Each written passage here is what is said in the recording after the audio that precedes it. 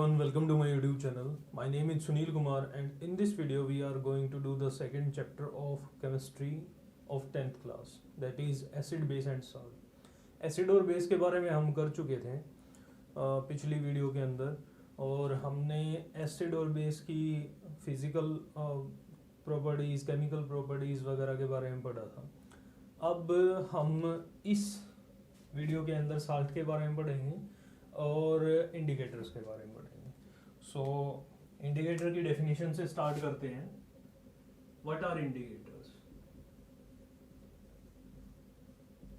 So indicators are basically the chemical substances which help us to find out whether it is base or salt or acid. ठीक है, the substance that help us to find out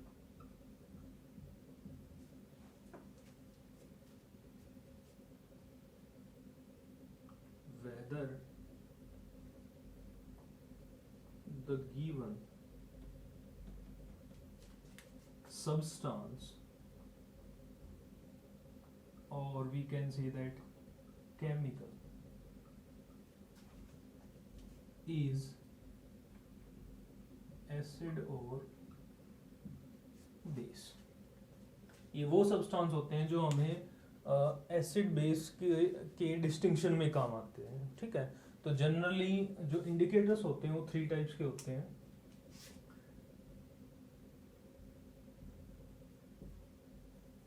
three types of indicator.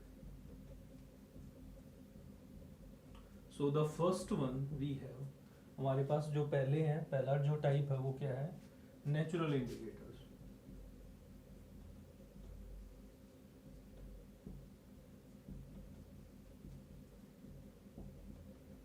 जो natural indicators होते हैं वो nature के अंदर exist करते हैं. ठीक है, it can be some natural substance, it will be a natural substance, एक नेचुरल सब्सटेंस होगा.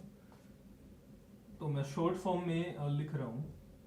The indicators or the chemical substance which exist in the nature and help us to find out whether the chemical is acid or base, that is known as natural indicator, exist in nature. तो कुछ examples देता हूँ मैं. For example, China rose, turmeric, etcetera. ठीक है, तो natural indicators में हमारे पास चाइना रोज, टर्मरिक, ऑनियन, ये सब आते हैं. ठीक है, उसके बाद होते हैं सिंथेटिक इंडिकेटर्स.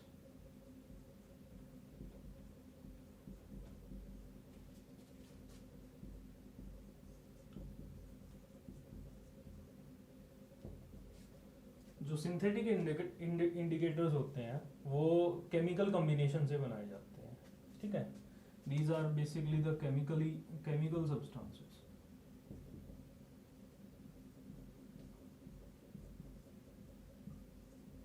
तो इनमें हमारे पास लिटमस पेपर आता है. ठीक है, तो एसिडिक मीडियम में इसका बिहेवियर कैसा होगा और बेसिक मीडियम में कैसा बिहेवियर होगा हम देखते हैं.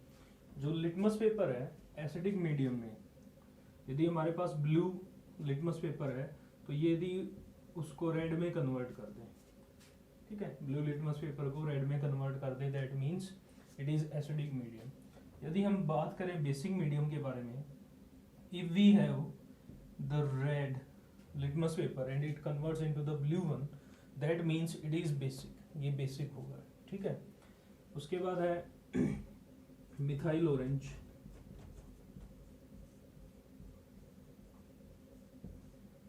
ठीक है, एसिडिक मीडियम में इसका जो कलर होता है वो पिंकिश रेड होता है. ठीक है, और बेसिक में इसका जो कलर है वो येलो होता है. ठीक है, एक और है हमारे पास, दैट इज फिनोल पैथिलीन. ठीक है। एसिडिक मीडियम के अंदर फिनोल्फेथिलीन जो होता है वो कलरलेस हो जाता है,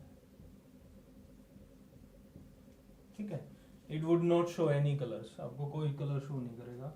बेसिक मीडियम में इसका जो कलर होता है वो पिंक हो जाता है, ठीक है। सो these are some synthetic indicators and generally these are also referred as the universal indicators, इनको यूनिवर्सल इंडिकेटर्स भी बोला जाता है, ठीक है। तो ये हमारे पास कॉमनली यूज्ड लेबोरेटरी के अंदर हम इनको कॉमनली यूज करते हैं, जिससे कि हम फाइंड आउट कर सकते हैं वेदर इट इज एसिड और बेस, ठीक है।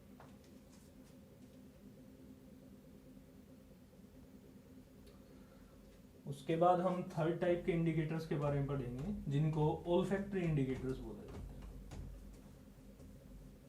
जो ओल्फैक्टरी इंडिकेटर्स होते हैं वो स्मेल या ऑडर के ऊपर बेस्ड होते हैं, ठीक है। कुछ ऐसे सब्सटेंसेस होते हैं जो कि मान लो एसिड के अंदर ही कुछ स्मेल वगैरह प्रोड्यूस करते हैं, बेस के अंदर नहीं करते। कुछ ऐसे होंगे आपके बेस में ही जो ऑर्डर होगा या स्मेल होगी वो आएगी, एसिड के अंदर नहीं आएगी। तो इस जो ऑर्डर के ऊपर स्मेल के ऊपर हम क्या कर सकते हैं, डिस्टिंग कर सकते हैं, that are known as olfactory indicators.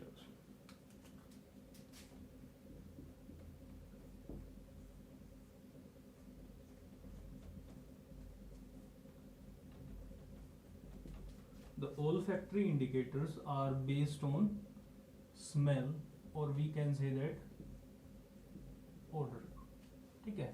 सो हम ऑनियन की बात करते हैं, ठीक है। ऑनियन कैन बी एक example, vanilla, clove. So these are some examples of the olfactory indicators. So if we talk about onion के बारे में बात करें, if some acid drops are put on a onion peel, then there will be no smell. And if we talk about sodium hydroxide, if किसी base की बात करें यदि हम, ठीक है, तो ये जो ओनियन है वो क्या करेगा, स्मेल प्रोड्यूस करेगा। Onion plus acid, no smell, and onion plus base which is that will give some smell, and so these are known as olfactory indicators which are based on the odor or smell. Now we are talking about salts. What are salts? Salts क्या होते हैं, ठीक है। तो generally जो neutralisation reaction होती है उससे साल्ट्स की फॉर्मेशन होती है, ठीक है। न्यूट्रलाइजेशन रिएक्शन के अंदर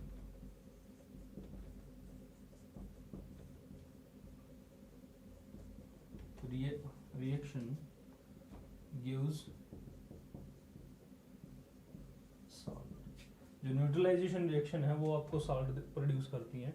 न्यूट्रलाइजेशन रिएक्शन कौन सी होती है, जिसके अंदर एसिड और बेस दोनों कंबाइन होकर आपके पास साल्ट और वाटर प्रोड्यूस करते हैं, ठीक है।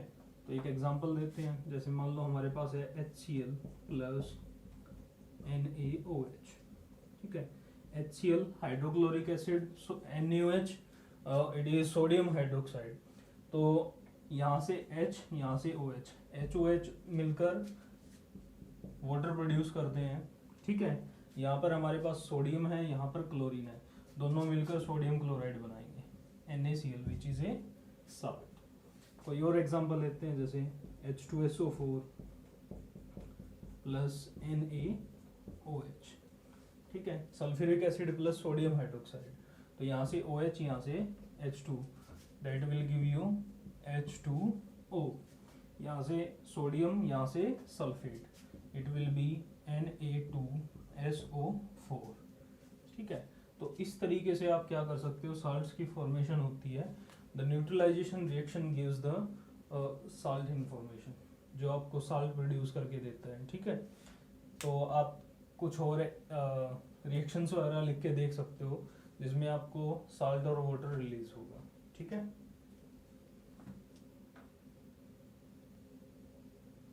उसके बाद हम अपने डेली यूज में कुछ केमिकल सब्सटेंसेस का यूज करते हैं, उनकी फॉर्मेशन के बारे में और उनके यूजेस के बारे में, ठीक है। तो title is some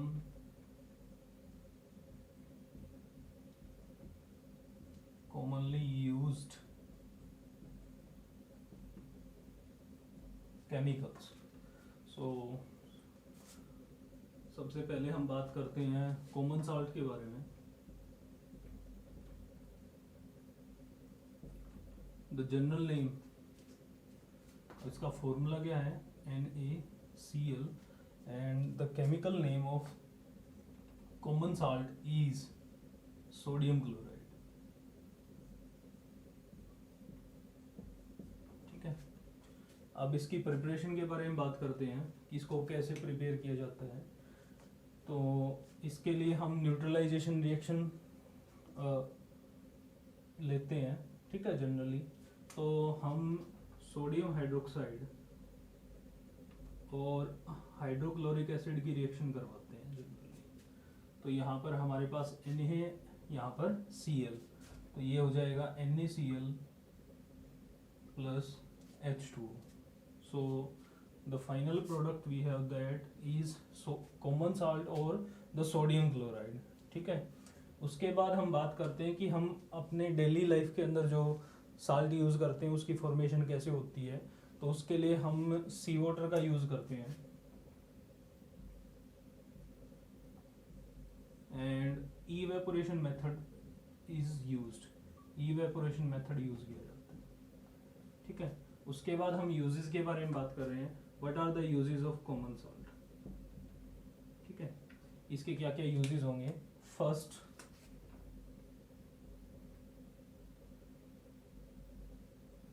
edible ingredient.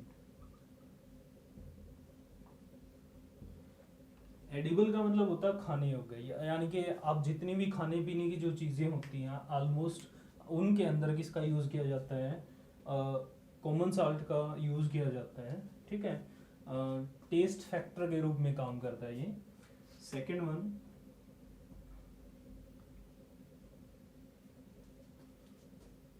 It is used as a raw material for washing soda,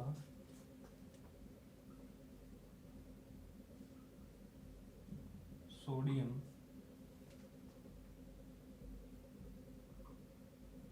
hydrogen, carbonate et cetera, ठीक है। एक एडिबल इंग्रेडिएंट के रूप में यूज करते हैं। और कुछ और केमिकल्स हैं, जैसे हमारे पास वॉशिंग सोडा है, सोडियम हाइड्रोजन कार्बोनेट है, उसको प्रिपेयर करने के लिए एज ए रॉ मटेरियल के रूप में इसका यूज किया जाता है। उसके बाद हम बात करते हैं कास्टिक सोडा के बारे में, ठीक है। The second one is caustic soda.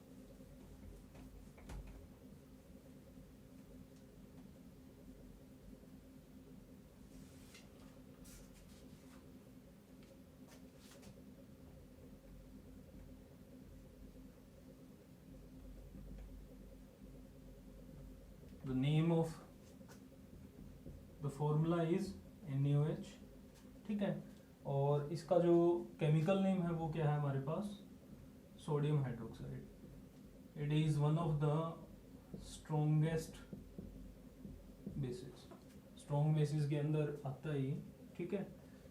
OH है इसके अंदर, ठीक है। उसके बाद हम इसकी प्रिपरेशन के बारे में बात करते हैं। तो जब हम इलेक्ट्रोलाइसिस करते हैं किसी ब्राइन सॉल्यूशन का, it is prepared by electrolysis of brine solution. Brine का मतलब होता है कि ऐसा सॉल्यूशन जिसके अंदर कॉमन साल्ट की जो कंसंट्रेशन है वो ज़्यादा हो, उसको ब्राइन सॉल्यूशन बोलते हैं, which means it is basically NaCl plus H2O। ठीक है, जैसे ही हम करंट पास करेंगे तो आयंस की फॉर्मेशन होगी, तो यहाँ से हमारे पास Na प्लस आ जाएगा, यहाँ से Cl माइनस आ जाएगा। ऐसे ही वाटर H प्लस और OH माइनस के अंदर टूट जाएगा, तो प्लस माइनस एक दूसरे को क्या करते हैं, अट्रैक्ट करते हैं, तो यहाँ से NaOH बन जाएगा हमारे पास, प्लस यहाँ से हाइड्रोजन गैस रिलीज होगी और यहाँ से क्लोरीन गैस रिलीज होगी। ठीक है, तो ये प्रिपरेशन है कास्टिक सोडा की, NaCl plus H2O that will give you NaOH plus H2 plus Cl2। ठीक है, ये रहेगा। उसके बाद हम इसके यूजेस के बारे में बात करते हैं। तो इसका फर्स्ट यूज है, इसको हम पेपर इंडस्ट्री में यूज करते हैं।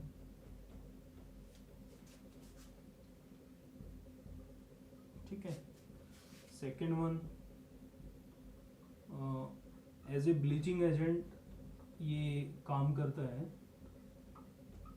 ठीक है, पेपर इंडस्ट्री में इसका यूज किया जाता है, ब्लीचिंग एजेंट के रूप में इसका प्रयोग किया जाता है, और डिटर्जेंट वगैरह है उसकी फॉर्मेशन होती है तब कास्टिक सोडा का यूज किया जाता है।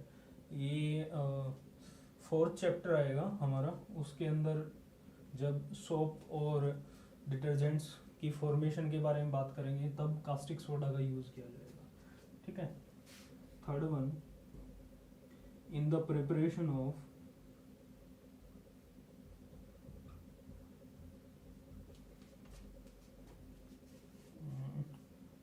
soap and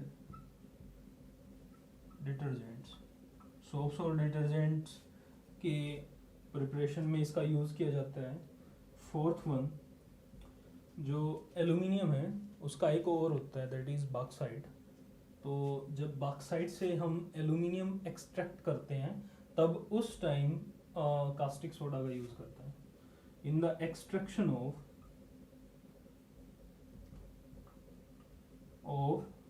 aluminium from bauxite। ठीक है, बॉक्साइट से क्या करना है, एल्यूमिनियम एक्सट्रैक्ट करना है, तब उसके लिए भी किसका यूज किया जाता है, कास्टिक सोडा का यूज किया जाता है। ठीक है, उसके बाद नेक्स्ट है हमारे पास ब्लीचिंग पाउडर। ब्लीचिंग पाउडर के क्या क्या यूजेस होते हैं, उसकी कैसे प्रिपरेशन की जाती है, अब उसके बारे में बात करेंगे हम। ठीक है, तो third one we have bleaching powder.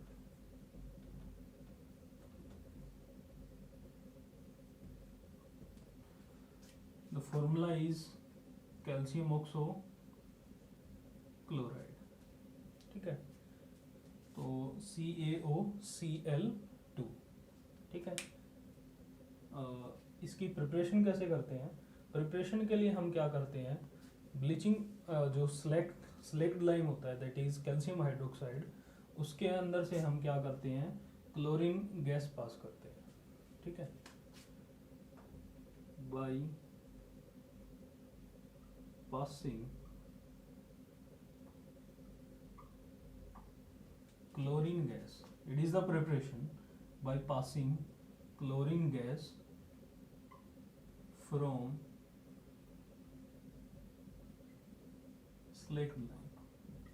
ठीक है, स्लेक्ट लाइम से जब हम क्लोरीन गैस पास करते हैं तब हमारे पास एज ए प्रोडक्ट के रूप में calcium oxochloride that is bleaching powder आ जाता है। ठीक है, तो स्लेक्ड लाइम हमारे पास CaOH2 है प्लस Cl2। ठीक है, तो यहाँ पे थोड़ी सी एडजस्टमेंट करके याद रख सकते हो आप। तो होल डिवाइस का मतलब होता है कि ऑक्सीजन भी हमारे पास 2 है, हाइड्रोजन भी कितनी है, 2 है, तो आप इसको H2O2 लिख सकते हो, थोड़ी सी और एडजस्ट करोगे तो ये H2O.O लिख सकते हो। तो यहाँ से हमारे पास वाटर रिलीज हो जाएगा। उससे पहले हमारे पास क्या क्या चीज़ें बच गई, कैल्शियम बच गए यहाँ पर ऑक्सीजन, यहाँ पर क्लोरीन, इसको कंबाइंड करके लिख दो CaOCl2। ये बस याद रखने का तरीका है, कहीं आप हर जगह ही ऐसे ही करने लग जाओ तो वो गलत हो जाएगा, ठीक है। उसके बाद हम यूजेस के बारे में बात करते हैं, that what will be the uses of bleaching powder. Bleaching powder के यूजेस क्या क्या होंगे। तो फर्स्ट यूज है हमारा, सिंस इसके अंदर ऑक्सीजन प्रेजेंट है तो ये एक ऑक्सीडाइजिंग एजेंट के रूप में काम कर सकता है। It can work as an oxidising agent, एक ऑक्सीडाइजिंग एजेंट के रूप में काम कर सकता है। सेकंड है हमारे पास जो वाटर है उसको डिसइंफेक्ट करने के लिए, यानी कि उसमें से जर्म्स वगैरह हैं उनको मारने के लिए ब्लीचिंग पाउडर का यूज़ किया जाता है। It is used as a disinfectant, ठीक है, डिसइंफेक्टेंट के रूप में इसका यूज़ कर सकते हैं, ठीक है। उसके बाद है हमारे पास वॉशिंग सोडा।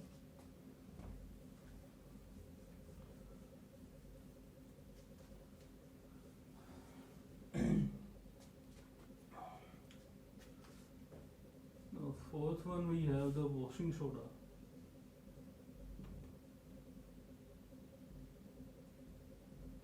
ठीक है, इसका जो जनरल फॉर्मूला होता है वो होता है Na2CO3 इंटू 10H2, ठीक है, Na2CO3 इंटू 10H2। प्रिपरेशन कैसे करते हैं, सोडियम कार्बोनेट के अंदर हम वाटर डाल देते हैं, ठीक है, तब हमारे पास वॉशिंग सोडा बन जाता है Na2CO3 इंटू 10H2, ठीक है। So this is the simplest formation I think, ठीक है। Na2CO3 सोडियम कार्बोनेट में आप वाटर डाल दो और वाटर उसके साथ अटैच हो जाता है and the formation of washing soda is done, ठीक है। तो इसके लिए हमें सिर्फ सोडियम कार्बोनेट चाहिए होता है, it is the main reactant, ये हमारा मेन रिएक्टेंट है। उसके बाद हम पर्पसेस की बात करें, यूजेस की बात करें कि कहाँ कहाँ इसका यूज़ करते हैं, तो first it is used in the softening of water, ठीक है, सॉफ्टनिंग ऑफ वाटर। अब सॉफ्टनिंग का मतलब क्या होता है, जनरली पानी दो तरह का होता है, that is calcium, that is soft water and hard water. Soft water के अंदर सोडियम और पोटेशियम के आयंस प्रेजेंट होते हैं, ठीक है, और जो हार्ड वाटर है उसके अंदर कैल्शियम और मैग्नीशियम के कार्बोनेट एंड बाइकार्बोनेट्स प्रेजेंट होते हैं, जो तो आयंस की वजह से हम उसको डिफर करते हैं, that is either it is soft water और हार्ड वाटर, ठीक है। तो जनरली जब हम कपड़े धोते हैं तो जो खारा पानी होता है, that means that the hard water जो होता है उसके अंदर जो सोप होता है वो काम नहीं करता है, तो उस जगह आप क्या यूज़ करते हो, डिटर्जेंट यूज़ करते हो, ठीक है। So that helps in the softening of water, water की सॉफ्टनिंग में काम करता है। सेकेंड वन, जितने भी क्लीनिंग पर्पसेस होते हैं, ठीक है, आपको कहीं पर मान लो दाग वगैरह लगे हुए हैं, ठीक है, ग्रीस वगैरह लगा हुआ है, तो उसको रिमूव करने के लिए किसी सरफेस से तो हम क्या यूज़ करते हैं, वॉशिंग सोडा यूज़ करते हैं। It is used in the cleaning purpose, ठीक है। थर्ड वन, ग्लास इंडस्ट्री के अंदर इसका यूज़ करते हैं हम, ग्लास इंडस्ट्री, पेपर इंडस्ट्री के अंदर इसका यूज़ किया जाता है।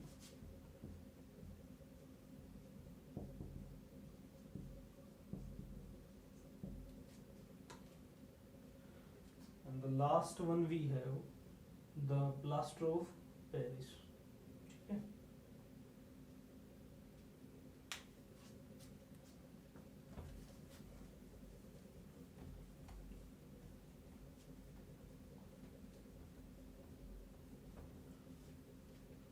फिर उसके बाद एक छोटा सा टॉपिक और रह जाएगा, उसके बारे में बात करेंगे।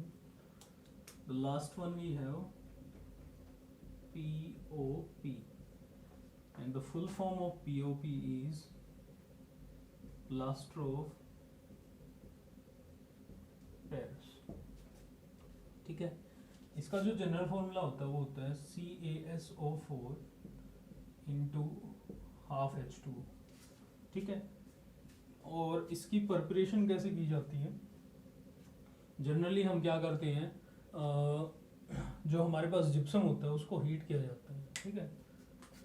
It is prepared by the heating of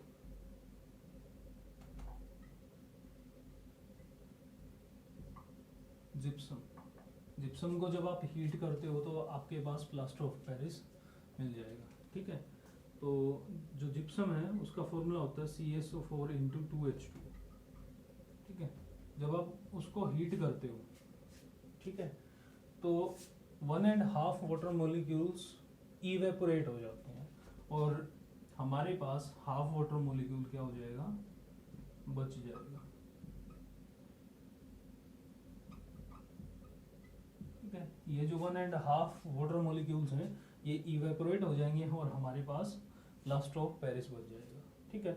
अब इसके यूजेस क्या हैं, तो आपको पता होगा कि जो क्रैक बोन्स होती हैं उनको सेटल करने के लिए किसका यूज़ करते हैं हम, प्लास्टर ऑफ पेरिस का यूज़ करते हैं। जो हम डमी वगैरह बनाते हैं, ठीक है, आपने शॉपिंग मॉल्स वगैरह के अंदर डमीज देखे होंगे, तो उसके लिए हम प्लास्टर ऑफ पेरिस का यूज़ कर सकते हैं, ठीक है।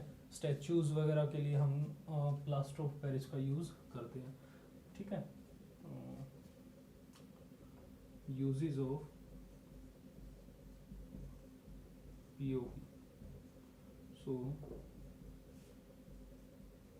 it is used to adjust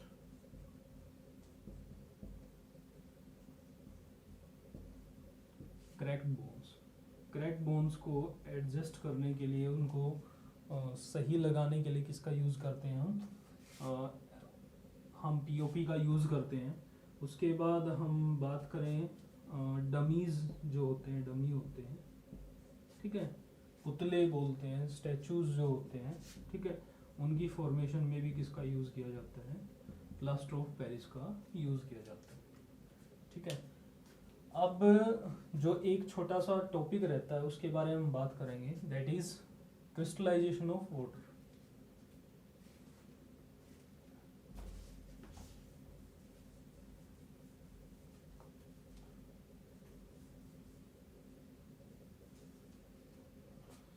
So here is the last topic we have, crystallization of water.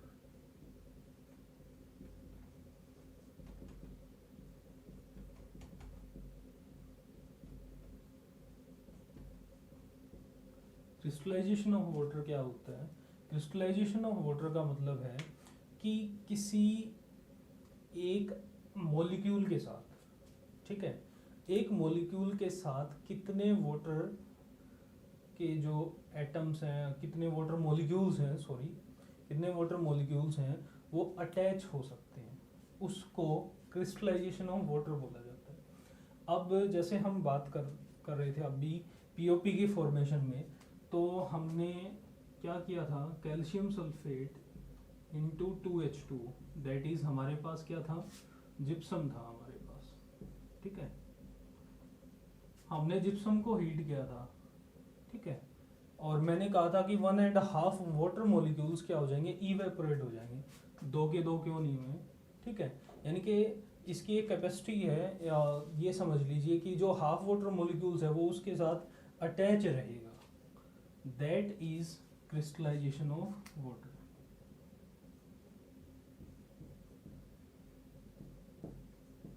ठीक है, अभी थोड़ी देर पहले और एग्जांपल लिया था हमने, वॉशिंग सोडा का एग्जांपल लिया था कि सोडियम कार्बोनेट के अंदर हम वाटर डाल देते हैं तो 10 वाटर मॉलिक्यूल्स एक के साथ अटैच हो जाएंगे, that means it is crystallisation of water. यानी कि सोडियम कार्बोनेट के एक मॉलिक्यूल के साथ हमारे पास 10 वाटर मॉलिक्यूल्स उसके चारों ओर क्या करते हैं, सराउंड कर जाते हैं, उसके साथ बॉन्ड बना लेते हैं, उन कंबाइंड हो जाते हैं, ये समझ लीजिए। ठीक है, that is crystallisation of water. ठीक है, तो आपका सेकेंड चैप्टर कंप्लीट हो चुका है यहाँ तक। आपको PDF वगैरह मिल जाएगी कल तक इन टेक्स्ट क्वेश्चंस और एक्सरसाइज क्वेश्चंस की। 2 दिन के अंदर आपको वो क्वेश्चंस कंप्लीट करने हैं और बाकी आपकी जो प्रॉब्लम्स वगैरह होंगी हम जूम मीटिंग में या डिस्कस कर लेंगे। ठीक है, so if you like my video please share, comment and subscribe to